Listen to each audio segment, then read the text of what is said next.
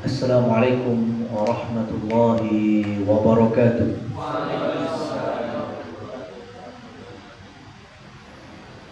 Alhamdulillahirabbil alamin, asbahna ala fitratil Islam wa ala kalimatil ikhlas wa ala dini nabiyina Muhammadin sallallahu alaihi wasallam wa ala millati abina Ibrahim hanifan musliman wa ma kana minal musyrikin.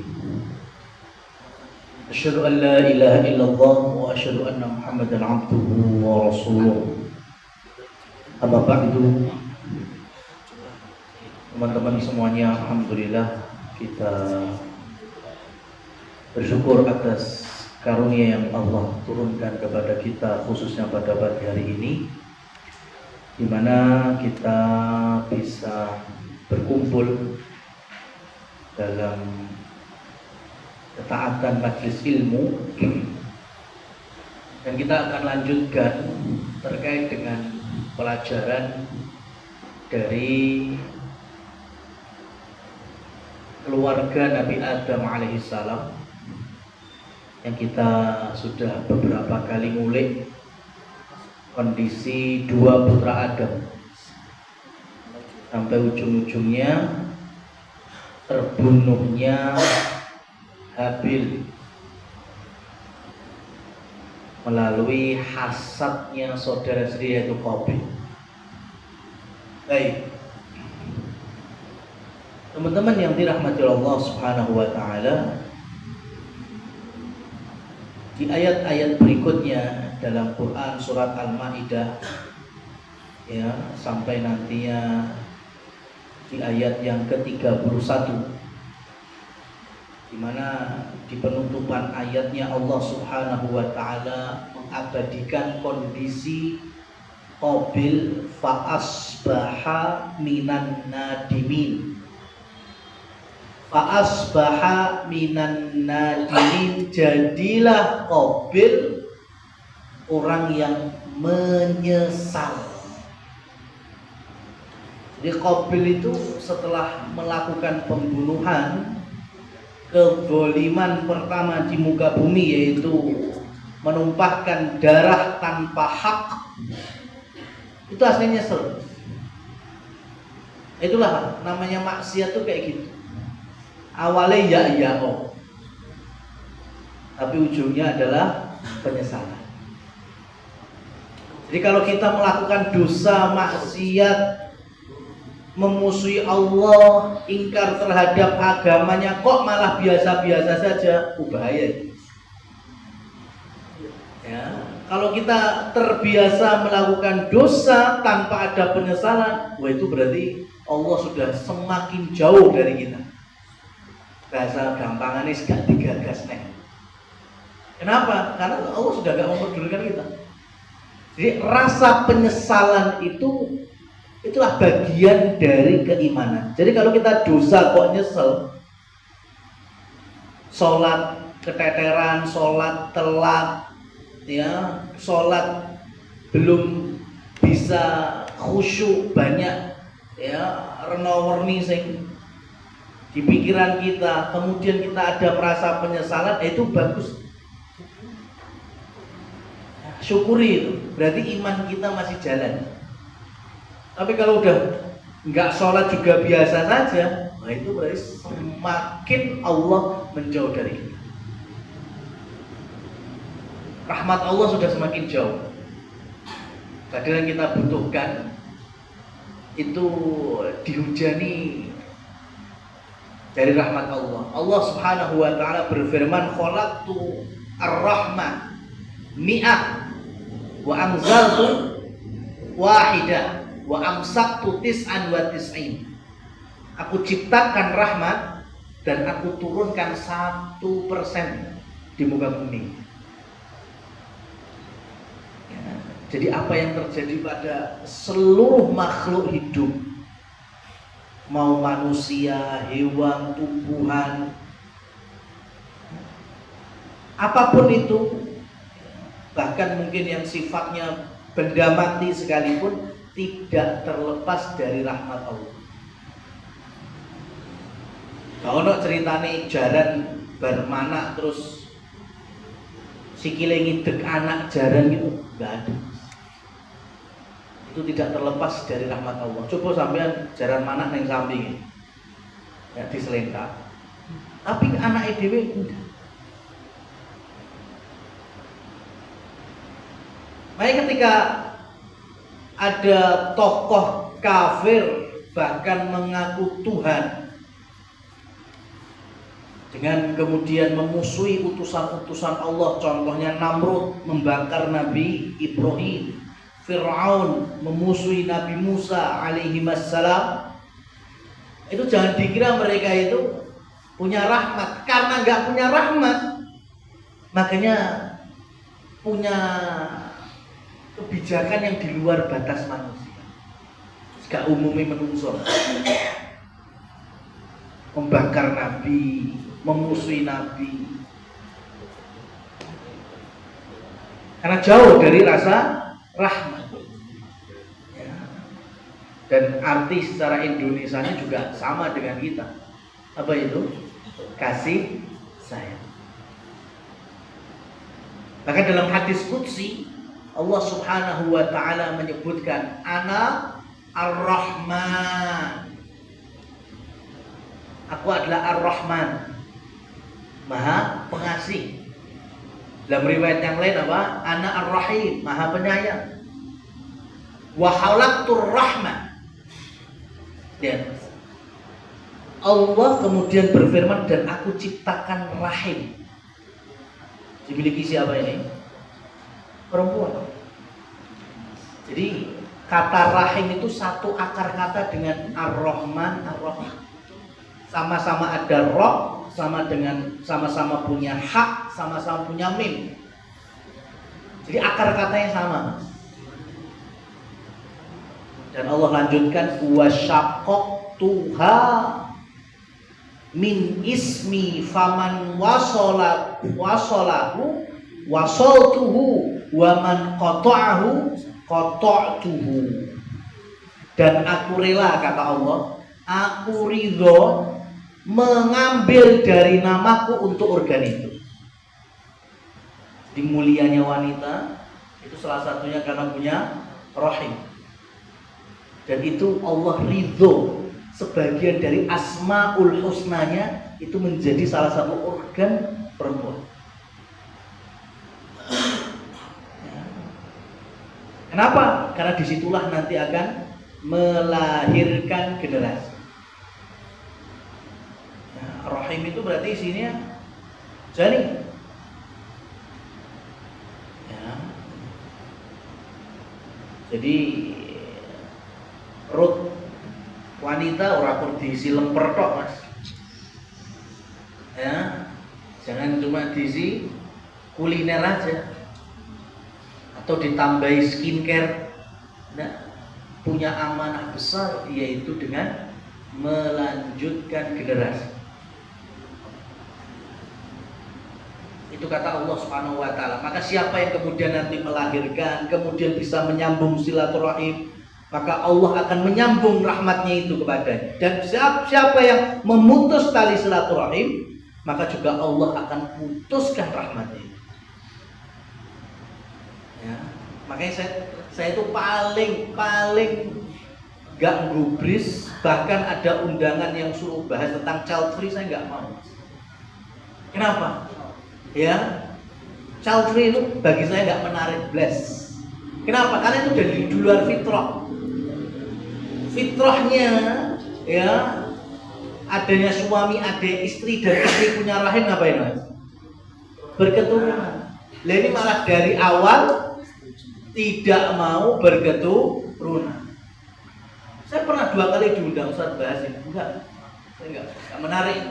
Kenapa? Lalu itu jadi luar fitrahnya apa dibahas? Enggak usah pakai ayat, enggak usah pakai hadis, itu di luar fitrah. Fitrah manusia itu banyak contohnya ya. Gunting kuku, meteti kuku, itu fitrah, Mas. Sampai roh wong sing kukune 30 cm. Ya. Coba, saya pernah ketemu orang Ponorogo, ya, terus mungker-mungker kukunya di salah satu warung sate di Ponorogo. Saya cuma tanya gini, penasaran saya, Bapak itu, Pak, jenengan kayak gitu rasanya pripun? Kok sering ngeluh, Pak? Loh, dia sendiri ngomong sering ngeluh. Ya, dan saya beberapa aktivitas saya susah. Ngono ya dipaksa aja, Pak. Ya, membawa ayat hadis enggak perlu. Ini buktinya. Orang kalau udah di luar fitrah mesti sudah ya enek beda enek nyeleni, ada setelan yang enggak pas. Apalagi kalau kita Masya Allah ya, bayangkan orang yang pengen punya keturunan, usahanya, ikhtiarnya, doanya gak usah ditanyakan, itu Masya Allah ya. Dan ini kok malah ada sebaliknya ya, berkeluarga, menikah tapi dengan konsep tidak punya keturunan. Itu gak usah digubris, gak usah dibesar-besarkan, itu sudah mati dewi konsep itu maksudnya, karena itu sudah menyelisih fitrah ya. Dan ketika Allah Subhanahu wa ta'ala memberikan contoh dari bapak moyang manusia itu Nabi Adam alaihissalam dan Hawa, mereka berketurunan, maka betapa sedihnya saat baik Nabi Adam maupun Hawa mengetahui kalau anaknya meninggal dan itu pun terbunuh. Nah sekarang teman-teman saya kasih tahu, sing bocor nih lek Qabil bunuh Habil itu siapa? Ini cerita peristiwa Qabil sama Habil tidak di hadapan orang tua. Nabi Adam tidak di lokasi, Hawa juga tidak di lokasi. Tapi ada yang bocor nih. Ya, ini ada dua tafsiran. Merujuk dari kitab tafsir Ibnu Jarir At-Tabari sama Al-Qurtubi. Ada dua riwayat. Riwayat yang pertama yang membocorkan adalah iblis. Kurang ajar loh iblis. Ya, iblis itu dari awal sing gawe Nabi Adam dan Hawa turun ke bumi juga iblis. Sing manas-manasi iblis, sing gawe hasadnya Qabil ke Habil juga iblis, yang ngasih contoh bagaimana membunuh saudaranya juga iblis. Sekarang iblis yang membocorkan bahwa Qabil membunuh adiknya sendiri kepada Hawa. Kira-kira seorang ibu dikabari anaknya dibunuh itu gimana? Sedih, Mas. Dan itu terjadi kepada ibu kita semuanya, Hawa. Lebih sedih lagi karena yang bunuh juga anaknya. Ini pelajaran hari ini, hati-hati. Ini kaidah berikutnya. Untuk apa iblis menggoda kita? Dalam firman Allah Subhanahu wa ta'ala disebutkan liyuhzinal ladzina amanu. Iblis itu punya peran besar untuk membuat orang-orang beriman itu sedih. Berarti nggak boleh sedih? Bukan gitu. Sedih itu fitrah. Yang dilarang adalah larut-larut dalam kesedihan. Sedihnya itu fitrah. Rasulullah SAW pun kehilangan istri beliau sedih. Khadijah wafat sedih. Putri-putri beliau ya saat beliau menguburkan jenazah-jenazah mereka radhiyallahu anhu, itu Nabi pun juga sedih. Cuma Nabi mengajarkan untuk tidak berlarut-larut dalam kesedihan. Dan juga tidak berlebihan. Kalau bahasanya kematian yaitu niyahah. Itu yang dilarang. Kalau sedih, Hawa sedih awalnya. Ternyata anakku sudah gak ada dan yang bunuh kakaknya sendiri. Ini tafsir yang pertama. Dan suksesnya iblis untuk kesekian kalinya yaitu membuat manusia bersedih. Tafsir yang kedua, ini yang banyak dibahas oleh para ulama ya, dibanding yang pertama tadi, maka lebih pasnya itu tafsir yang kedua. Siapa yang ngasih tahu? Yang ngasih tahu adalah bumi, tanah berbicara kepada Nabi Adam, atau tanah menghabari kepada Nabi Adam.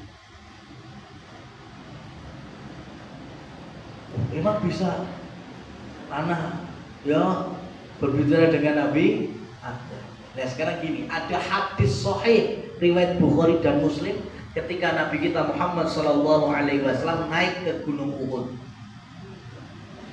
Beliau ditemani Abu Bakar, ditemani Umar dan Utsman radhiyallahu anhu. Ketika beliau sudah ada di atas Uhud, Uhud bergetar. Gempa kecil. Lantas Nabi kita menginjakkan kakinya sambil berkata kepada Uhud, "Usbut anta ya Uhud, diam Uhud. Fa inna fikal annabiyun was-siddiq wasyahidan." Sesungguhnya di atasmu saat ini ada seorang nabi, seorang siddiq yaitu Abu Bakar, dan 2 orang syahid yaitu Umar dan Utsman. Berhenti. Nanti Nabi ngajak bicara Uhud. Hadisnya sahih Bukhari Muslim. Kenapa? Ini keistimewaan manusia pilihan Allah, para nabi dan para rasul. Sekarang secara historisnya aja, kira-kira bumi seisinya ini, tanah, gunung, itu lebih akrab sama Nabi Muhammad apa Nabi Adam? Lebih akrab sama mana? Jelas sama Nabi Adam, karena mereka tahu ini manusia pertama ini. Ya. Kalau masalah pengalaman, mereka sangat pengalaman berteman dengan Nabi Adam. Makanya Ibnu Jarir At-Tabari dalam tafsirnya, beliau memilih riwayat ini. Jadi tanah yang menghabarkan kepada Nabi Adam.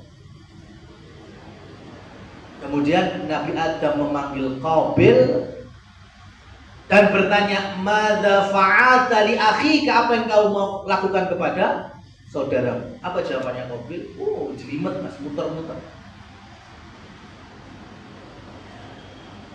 Namanya orang pengen menutup kesalahan, apalagi di hadapan orang tuanya. Tapi Nabi Adam sudah tahu belum? Sudah tahu. Qabil arep ngapusi, arep ya memutar balikkan kata-kata, Nabi Adam sudah tahu dulu. Terkadang yang sudah jadi orang tua ya itu tahu konsep ini. Yang masih jadi anak ya hati-hati aja. Ya. Ora iso Mas, ngapusi wong tuwa gak iso. Ya. Artinya tidak akan bisa tertutupi selamanya, enggak mungkin. Pasti orang tua kita akan tahu, entah itu tahu sendiri atau melalui pintu-pintu lainnya. Sama, murid itu juga gitu. Saya punya pengalaman banyak dalam hari ini. Murid ngapusi dikira iso, gurunya sering mudeng. Ya, kita selaku guru tahu ini bocah ngapusi, memutar balikkan kata-kata tahu. Hanya untuk cari pembenarannya tahu. Maka Nabi Adam kemudian berkomentar berikutnya. Inna dama akhika yunadini fil ardh.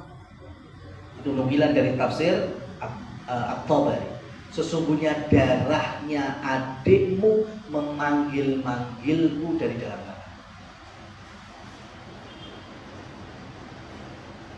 Nabi Adam sampai memarahi Qabil, ya, darahnya adikmu memanggil-manggilku. Kenapa? Karena tanah tadi ngabari bahwa baru kali ini semenjak Nabi Adam diturunkan ada darah yang masuk ke dalam tanah tanpa hak atau tanpa kebenaran. Ini kezaliman pertama. Kemudian Nabi Adam mulai sedih. Kalau Al-Qurtubi menambahi walam yabqa mi'ata sanatin ayyat haga bima hadath. Dan mulai saat itu Nabi Adam belum kembali bisa tertawa sepanjang 100 tahun. Sedih melihat anak durhaka itu, orang tua sedih.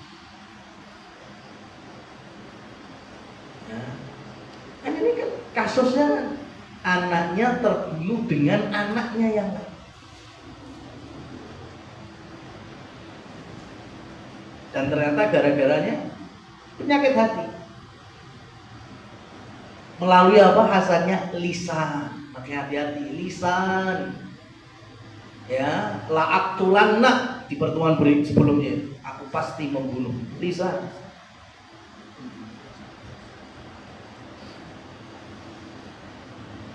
Dalam hadis riwayat Abu Hurairah, Nabi kita Muhammad sallallahu alaihi wasallam bersabda, rahimallahu 'abdan. Allah itu merahmati seseorang. Ya, jadi kan kalau teman-teman tuh penasaran, jadi pengen dicintai Allah itu seperti apa, pengen dirahmati Allah itu seperti apa, kuncinya itu nggak berat. Cari saja. Sekarang mau di searching, mau pakai berbagai macam aplikasi lah. Hadis tentang rahmat Allah, hadis tentang dicintai Allah, gitu aja. Itu nanti akan ada indeksasi hadis-hadis tentang rahmat Allah. Contohlah, kita pengen dicintai Allah. Bagaimana? Kan salah satunya dengan doa kita habis wudhu itu apa? Ya, innallaha yuhibbul mutatahhirin. Nah, berarti kan dicintai itu kan Allah mencintai, berarti ada hadis tentang yuhibbu. Pokoknya kalau ada riwayat tentang yuhibbu, Allah mencintai, belakangnya apa? Ambil itu. Oh, Allah mencintai orang yang bersuci. Ah, berarti setiap kita mandi, setiap kita wudhu, niatkan ini sebagai ibadah. Jangan cuma golek seger-seger awak tok. Niatkan. Itu yang membedakan. Ya. Kenapa dapat cinta dari Allah Subhanahu wa ta'ala? Begitu juga rahmat. Sama. Cari itu hadis-hadisnya, searching aja Mas. Itu udah bakal keluar itu indeksisasi. Allah merahmati, rahmat Allah kepada. Nah, itu belakangnya tinggal diaplikasikan. Itu kuncinya, diamalkan. Saya kasih ibarat sampean dolanan nang kali arep kelelep itu. Tulungi aku. Ya, selamatkan aku. Sing dhuwur wis nguncali ban, nguncali pelampung, ngecuali apa nih? Ya kan? Karet, nguncali tali. Tapi sampean cekel yo blas. Ya. Pelampung nggak diambil, ban nggak diambil, tali nggak ditarik, tapi kok bengak-bengok, selamatnya aku, tulungono aku. Sama, kita pengen dicintai Allah, pengen dirahmati Allah, sudah ada materinya nih. Nggak diamalkan, ya sudah, ya seperti tadi, kok bengak-bengok, terus dikai ya solusi, tapi nggak mau diamalkan. Ini salah satunya dalam hadis riwayat Imam Bukhari. Rahimallahu 'abdan, Allah bakal merahmati seseorang. Siapa? Qala faghanim aw sakata fasalim. Allah akan merahmati hambanya ketika berbicara, maka pembicaraan itu punya nilai dan menguntungkan dirinya. Artinya pembicaraan bermanfaat. Atau Allah akan merahmati seseorang kalau nggak bisa bicara dengan baik, diam, dan itu menyelamatkan dia dan menyelamatkan orang lain. Hari ini belajar diam itu mahal, ya. Yang ada semua orang bisa berbicara, baik secara lisan maupun tulisan. Apalagi sekarang kalau kita ngobrol face to face gini atau berbicara satu sama lain, bertemu, ngerti Mas. Raut muka sampean lagi mood, gak mood, enak, gak enak. Ya, itu kelihatan. Lah sekarang kayak pemain BA. Ya, itu kalau kita nulis aslinya biasa, tapi saya ngoco lagi gabut. Ya, isu nadani iso beda. Ya.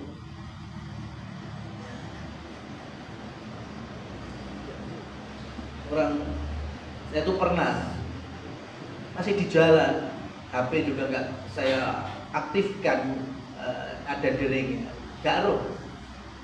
Ibu saya tuh nelpon. Saya mampir pom bensin, memang niatnya ngisi. Sambil saya cek HP, tak buka, oh ternyata ada panggilan tak terjawab dari ibu saya. Otomatis saya WA, enten nopo bu, kan? Otomatis saya merasa enten nopo. Tidak lama ibu saya marahi saya, bisa bocah ditelepon malah kok dibalas. Jenenge wong tuwa iki ngubungi mesti enak apa-apa. Kenapa? Karena memang saat itu timingnya gampang. Memang ibu saya lagi gabut lah, gitu kan. Padahal saya WA-nya biasa mas, enten nopo biasa. Tapi karena mungkin bacanya posisi lagi gabut, lah udah, ya sudah, saya minta maaf. Ya, ini hari ini kayak gitu mas. Kita nulisnya biasa, bacanya bisa luar biasa. Makanya hati-hati dengan lisan. Hari ini yang viral neng FYP Samero, SMA 37, ya kan? Lah itu, masya Allah, itu gara-gara bullying, ya kan? Malah jeblok nih saat sekolahan, ya, masya Allah. Lihat, hari ini mahal, belajar diam itu mahal. Makanya silahkan berbicara asalkan bermanfaat. Baik itu urusan duniawi apalagi akhirat. Kenapa? Luqman itu diabadikan dalam Al-Quran. Bukan Nabi, bukan Rasul. Tapi ada surat khusus Luqman. Itu karena ucapannya yang viral di langit itu. Akhirnya Allah abadikan sebagai pelajaran manusia di muka bumi. Itu nasihat berharganya kepada anaknya. Ya bunayya la tusyrik billah. Wahai anak, janganlah engkau berbuat syirik kepada Allah. Itu aslinya anaknya tanya lagi, lah kenapa tobat? Emang syirik itu apa? Dilanjutkan, inna syirka la dzulmun adzim. Syirik itu kezaliman terbesar. Gak ada lagi yang nandingi, itu posisi paling atas. Ucapan yang dinilai Allah itu ucapan yang sangat berharga. Makanya Luqman mulia di dunia dan mulia di akhirat. Nah itu, jadi kalau sampai pengen ngomong kok manfaat, apalagi sifatnya ibadah, zikir, doa, silakan mas.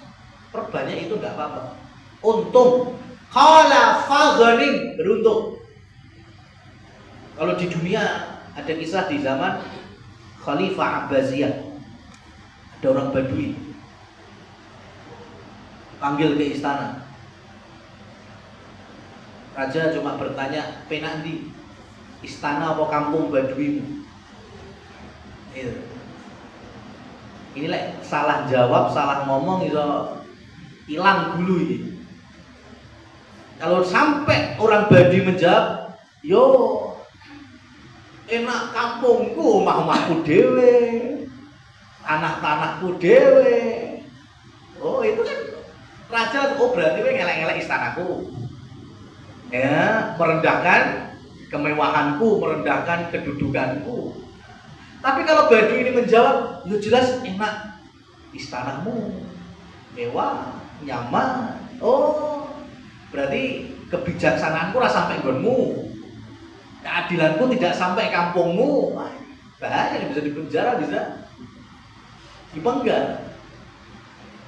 Walhamdulillah orang Baduy ini ketemu cerdas. Ketika raja bertanya, enak mana, tinggal di kampungmu apa di istanaku? Jawabnya, selagi engkau ada di dalamnya, itulah tempat nyaman. Selagi engkau di dalamnya, itulah tempat ternyaman. Terbaik tempat adalah selagi ada khalifah di dalamnya.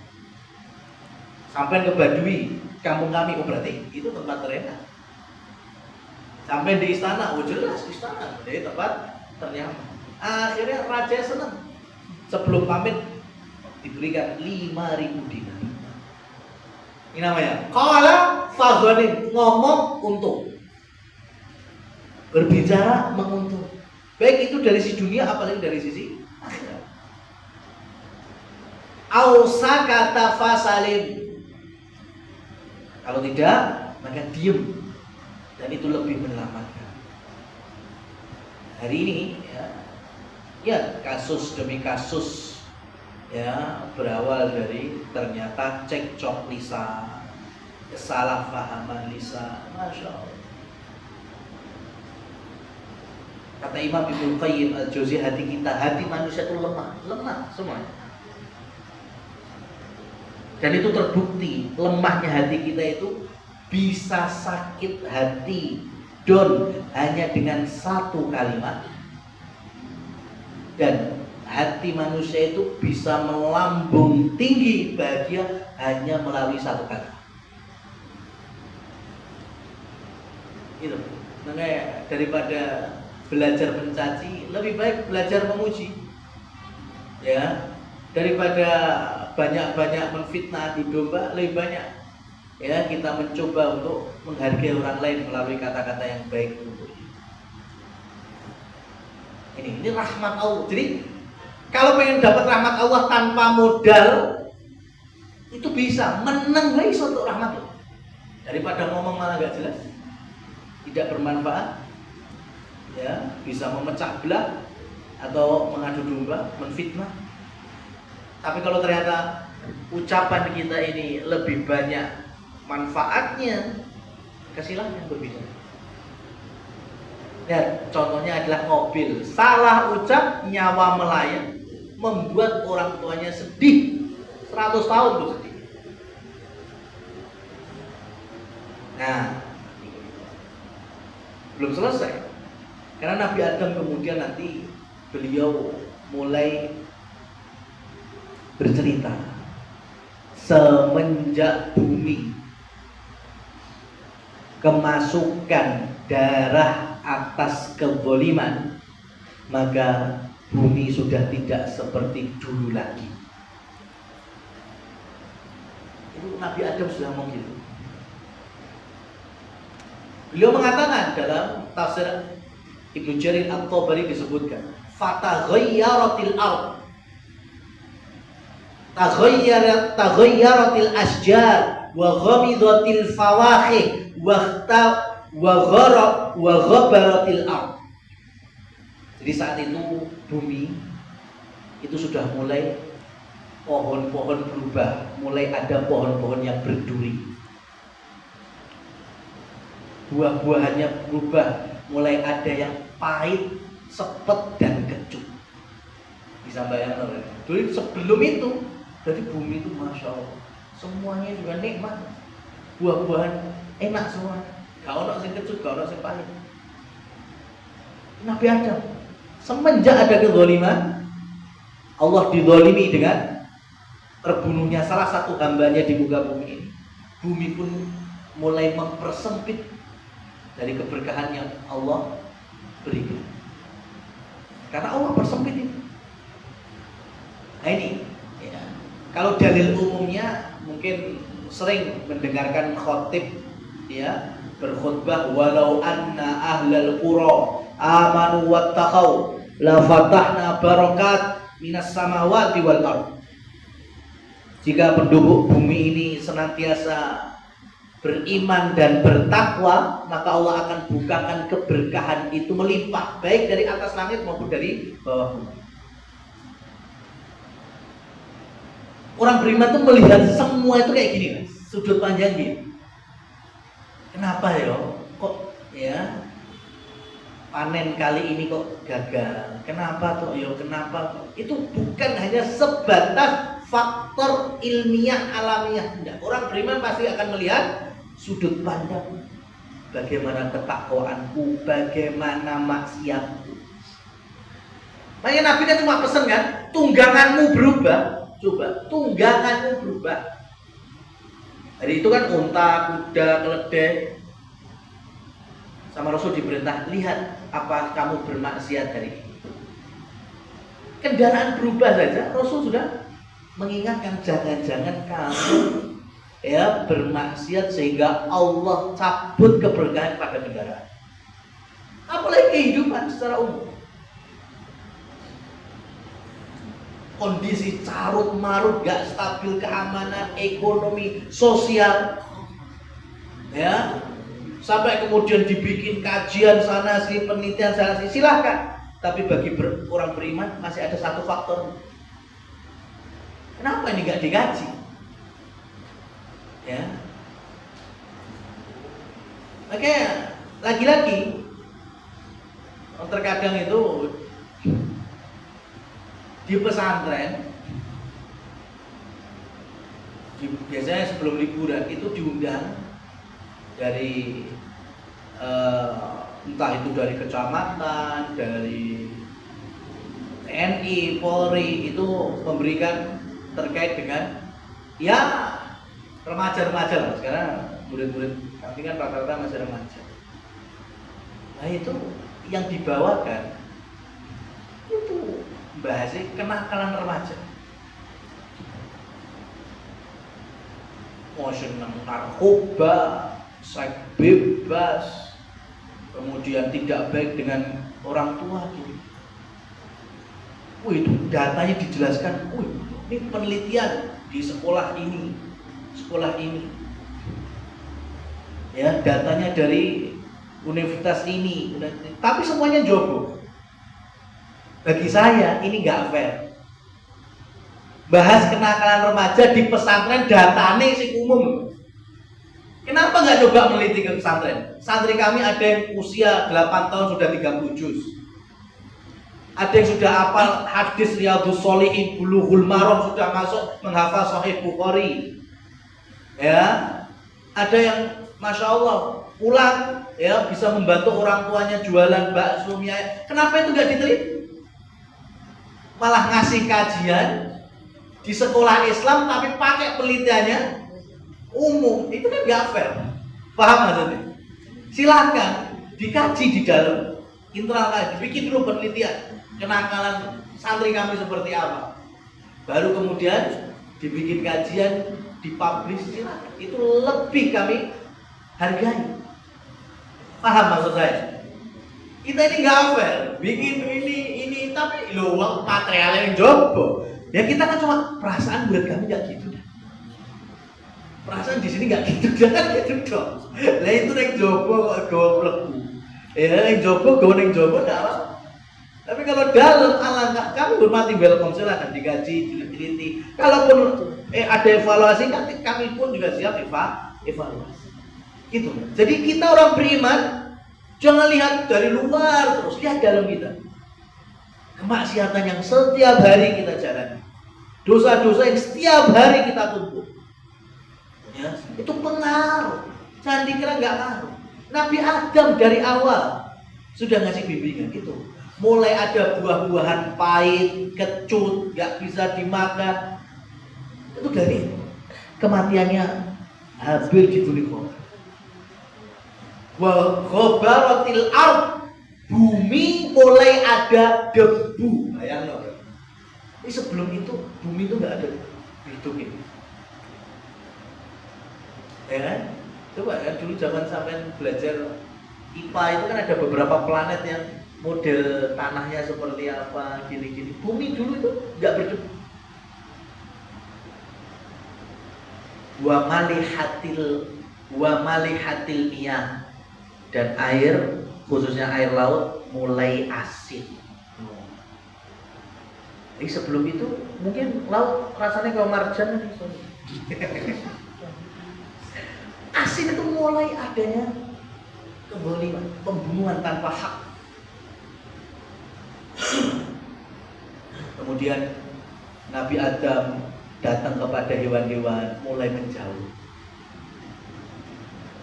Dulu itu zaman Nabi Adam nggak ada batasan hewan buas, hewan nggak buas, nggak ada. Semuanya akrab sama Nabi Adam.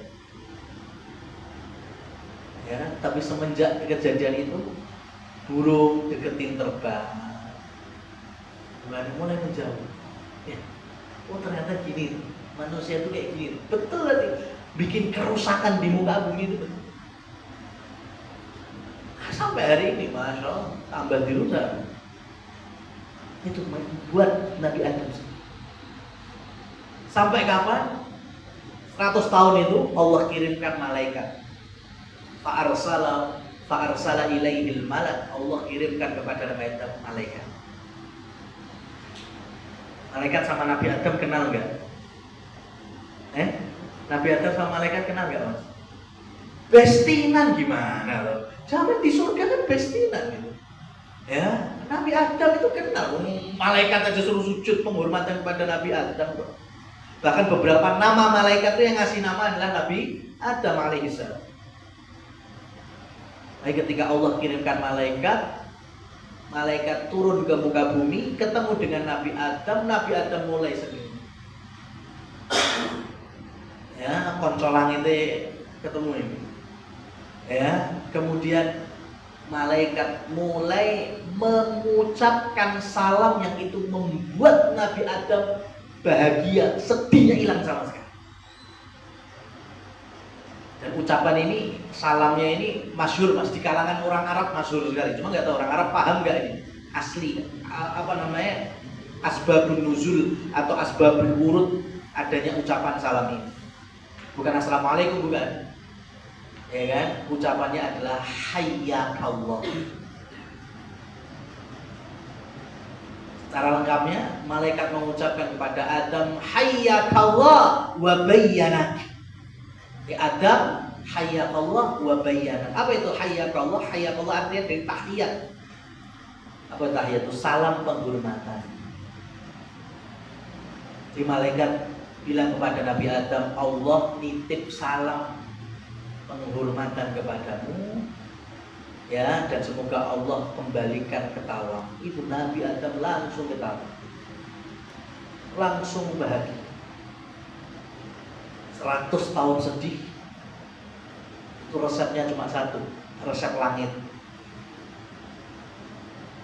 Masalahnya kita selaku anak turunnya dapat resep langitnya enggak salam dari malaikat, ya, Allah titipkan penghormatan, enggak. Tapi kita masih bisa mengambil resep langit yang lain melalui apa? Kitabullah. Quran, ayat-ayatnya dibaca. Ala bidzikrillah tatmainnul qulub. Dengan kita ingat kepada Allah, ngaji, ya, itu bisa menenangkan hati, bikin bahagia. Itu inti. Nabi Adam sedih, ternyata obat sedihnya ketika mendapatkan berita, ya, salamnya Allah dititipkan kepada malaikat. Senang lagi tuh. Maka kita semua ini anak turunnya Nabi Adam. Berarti apa yang terjadi ke beliau, ya terjadi ke kita. Apa yang menjadi solusi, itu menjadi solusi kita. Kalau Nabi Adam bahagia setelah menerima berita, ya, dari langit, kita pun juga bahagia ketika membaca firman-firman Allah yang Allah turunkan langsung dari langit kepada Nabi kita Muhammad Sallallahu Alaihi Wasallam. Ya, jadi kalau banyak masalah, banyak grundelnya, banyak carut marutnya, itu mengambil pelajaran dari lanjutan kisah Nabi Adam dan anak-anaknya ini, kembalikan kepada kita. Maksiat kita hari ini, yang kemarin, ya, atau lisan kita bagaimana, ya, terucap keluar, ini semua bisa dijadikan barometer. Kalau sudah terjadi, ya nggak usah pesimis. Allah Subhanahu wa Ta'ala membuka pintu taubat seluas-luasnya, selebar-lebarnya, dan isilah taubat kita itu jangan sampai meninggalkan ayat-ayat Allah. Ya, ngaji, tilawah, ya, apalagi menghadiri penjelasan tafsir-tafsirnya. Wallahu a'lam bishawab. Demikian secara materi yang bisa kami sampaikan. Waktu dan tempat kami kembalikan ke rekan pembawa acara. Terima kasih Ustaz atas materinya. Monggo langsung saja. Apa? Ada pertanyaan, teman-teman?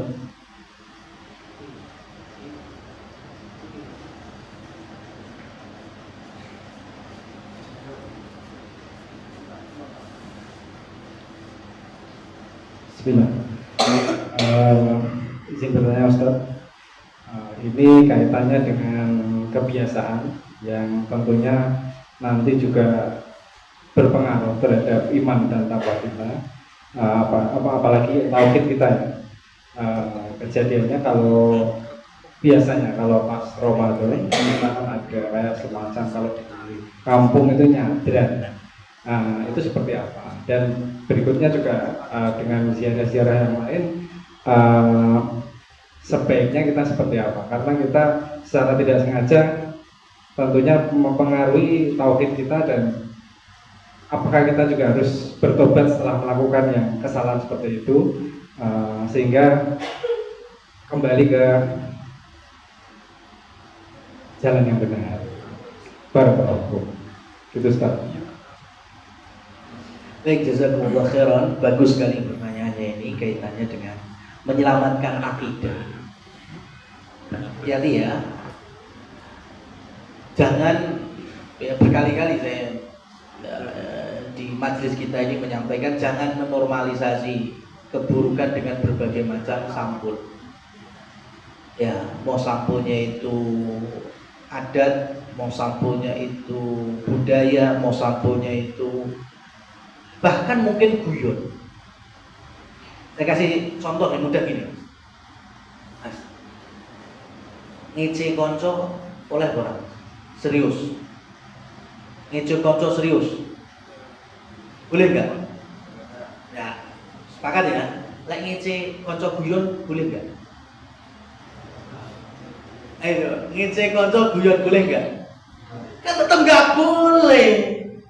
Cuma kan kita lihat sekarang salah satunya alasannya omong guyon, mbok kira tuh saya guyon oleh gitu. Ya nggak boleh, tetap menghina jujur ya. Ya, tetap menghina. Mau itu serius apa guyon.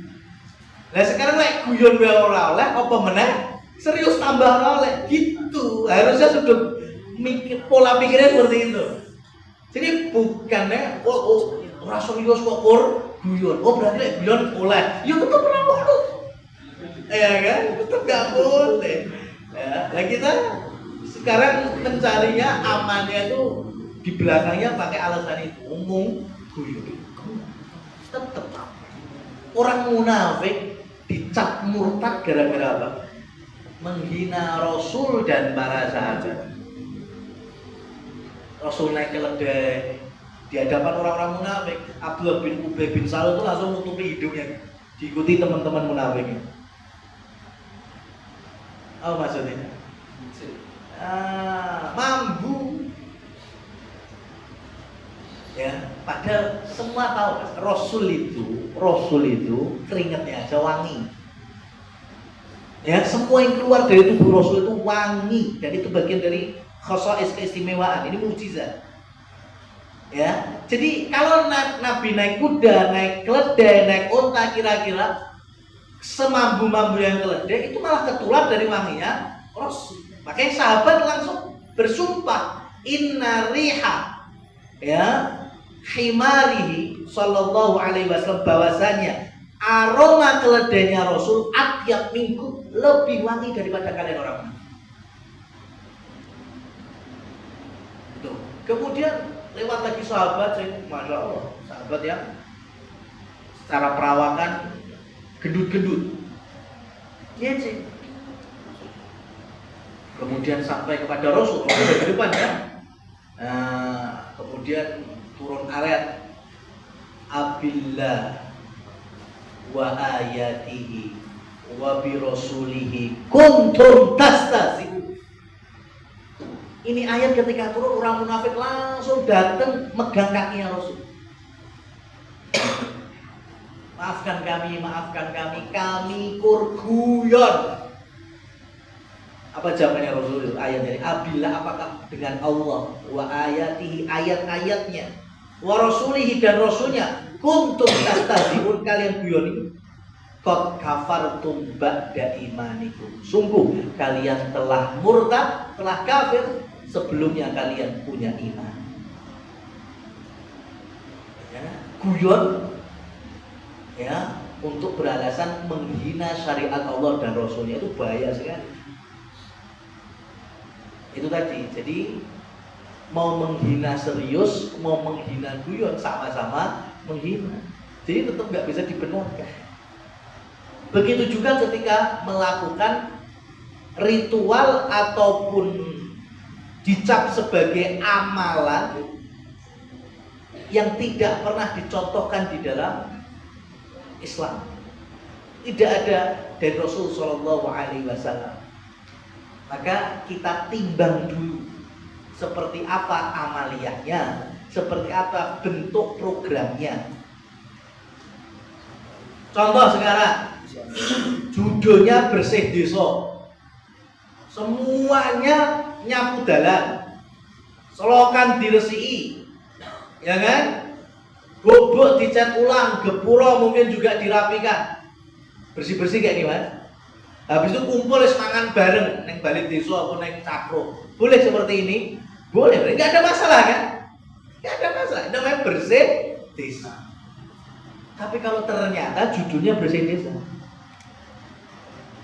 tapi kok ternyata isinya nanti ada program biasanya neng yang kawan ya kasarean atau apa jenenge di bawah pohon-pohon tertentu, lokasi-lokasi tertentu, nanti ada ya ubo rampe, ada apa nih mama nih kepala kerbau, kepala sapi, kemudian ada doa-doa khusus yang kita nggak tahu itu apa sing diwaca, apa hanya mantra-mantra.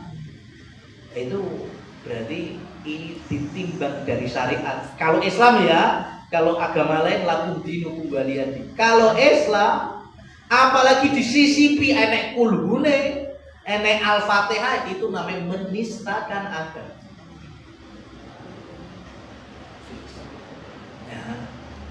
Jadi nggak bisa kalau dari sisi ini.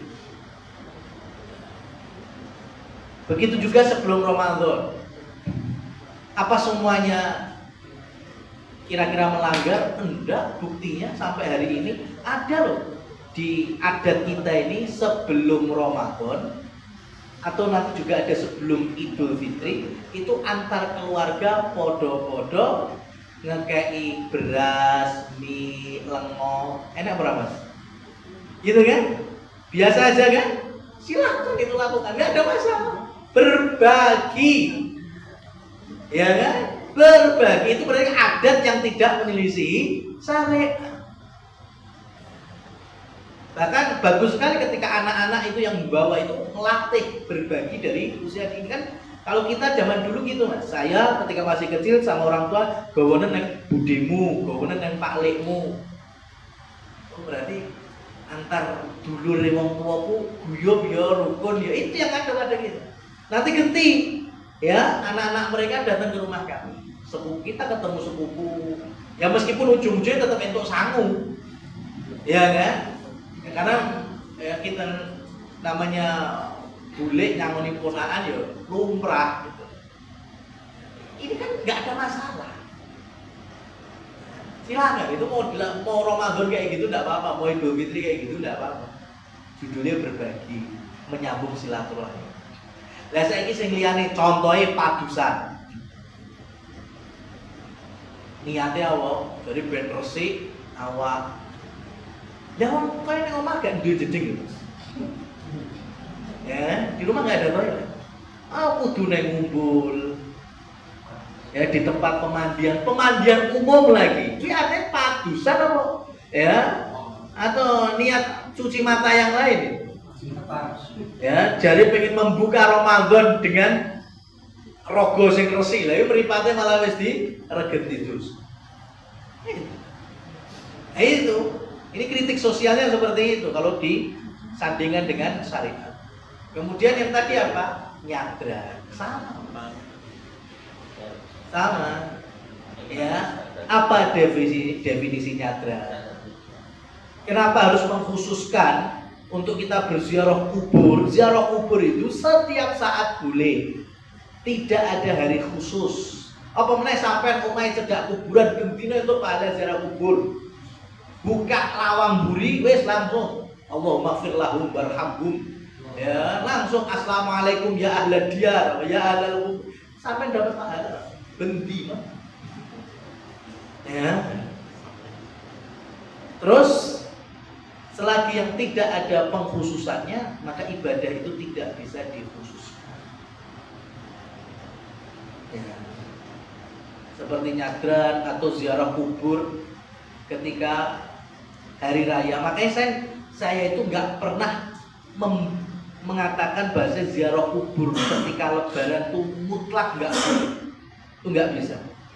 Karena dengan ada satu alasan. Alasannya adalah orang yang merantau isone ziarah pas mudik ewito. Selain itu kan dia balik lagi ke perantauannya. Ziarah lagi ya sih. Tapi kalau orang-orang kayak sing wong-wong desa kan bendino yo iso. Paham maksud saya? Sing perantau sih oke lah, kita maklumi. Ya kan? Enggak bisa setiap saat datang ke kuburan orang tuanya atau keluarganya. Tapi sing melok-melok tonggo desa koyo ora enek dino wae, ya. Kenapa harus mengkhususkan? Atau yang berikutnya, tidak ada bedanya mendoakan orang yang telah mati, baik itu online maupun offline. Ya, nggak ada bedanya di sisi Allah. Sampean ada orang tua nggak ada, sampai sekarang doa dengan besok datang ke kuburannya, doa di kuburannya, itu di sisi Allah sama saja. Judulnya sama-sama mendoakan orang tua. Paham di sini? Berarti kalau mendoakan orang tua kita hari ini online dengan tekon yang kuburan offline, tapi kalau modal tuku kembang dongo ya ora iso, kira-kira mana yang lebih baik? Betul, yang online langsung ya. Dan sekarang yang kuburan jelas tahu kuburannya, tapi kalau dimodali kembang tok dongo ya ora. Nah, itu apa manfaatnya? Karena ziarah kubur itu cuma dua. Visi misi ziarah kubur itu cuma dua. Siji, ingat mati. Dua, mendoakan orang yang telah mati. Ya. Yang pertama, ingat mati. Jadi boleh ke kuburan, tapi ingat mati. Jadi kuburan malah digawe pentas songgorok gitu. Ya. Bukan ingat mati itu. Ya. Yang kedua, mendoakan mayitnya atau mendoakan orang yang telah meninggal dunia. Nah, itu dua itu kok, nggak ada yang lain.